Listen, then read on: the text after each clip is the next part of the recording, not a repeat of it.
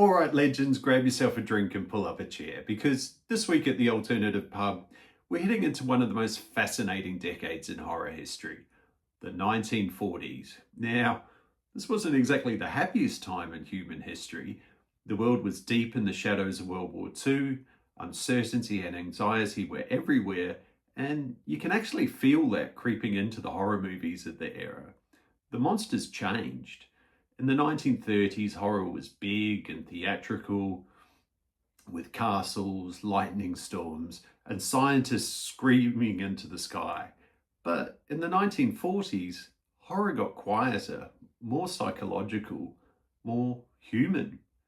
The fear wasn't just monsters anymore, it was identity, paranoia, transformation, and the idea that maybe the real horror was already inside us.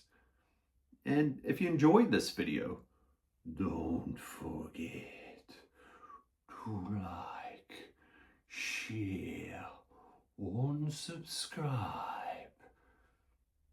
Or you could just call me a tosser in the comments. It's up to you, really. Anyway, let's get into it.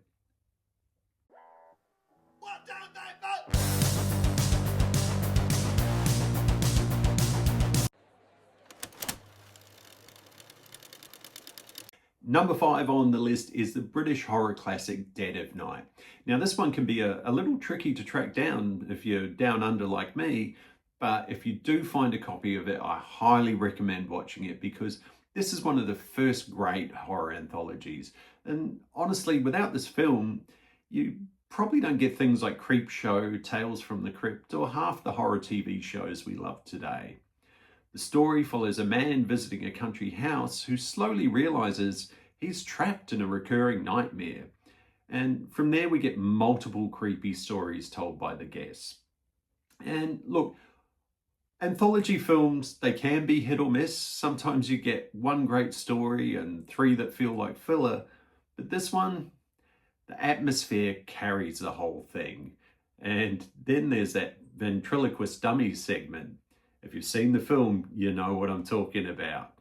If mannequins already make you feel uncomfortable, this film basically says, what if that feeling is completely justified? What I love most about this film is how subtle it is.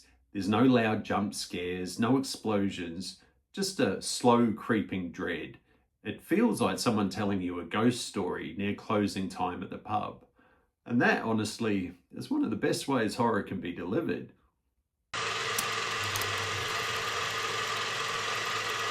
All right, time for a bit of fun. In at number 4 is The Devil Bat. Now, The Devil Bat is gloriously ridiculous, and as a huge fan of Bela Lugosi, I mean that with love. We've got a mad scientist, revenge plots, and giant killer bats trained to attack people using a special aftershave. Yes, seriously, somewhere in the 1940s, someone went, you know what audiences fear? Personal grooming products. And honestly, I respect the confidence.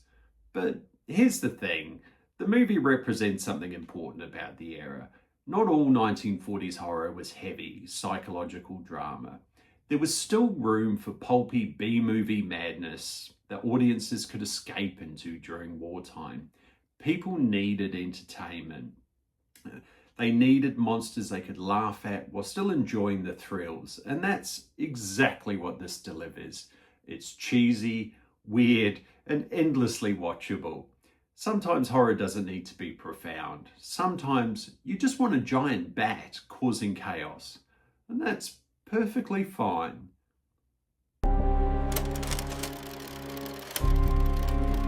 And with number 3 on the list, we shift gears completely, because I Walked with a Zombie is less a horror movie and more a gothic fever dream.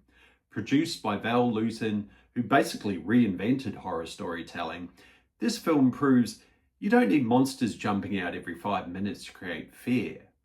The storyline follows a nurse traveling to a Caribbean island to care for a mysterious woman who may or may not be a zombie.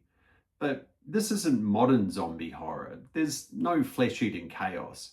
Instead, it's haunting, melancholic, almost poetic. The horror comes from the atmosphere. Wind goes through the sugarcane fields, there's distant drums, and shadows moving where they shouldn't. It explores tension, grief, and emotional isolation in ways that feel surprisingly modern. And honestly, some scenes feel more unsettling than films made 70 years later with 10 times the budget. It's proof that imagination will always beat spectacle.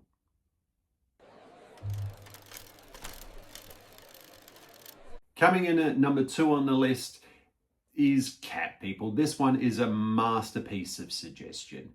Cat People tells the story of a woman who believes she will transform into a deadly panther if she gives in to her emotions.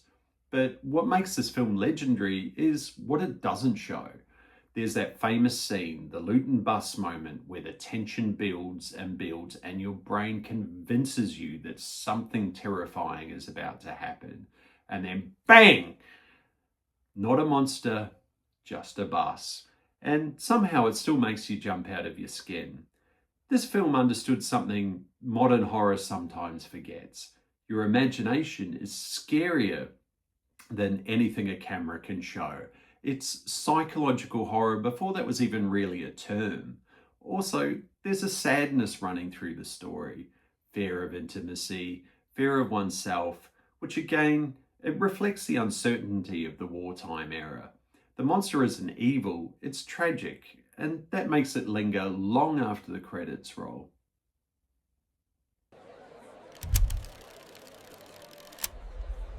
And number 1 on the list is my all-time favourite horror movie from the 1940s, The Wolf Man.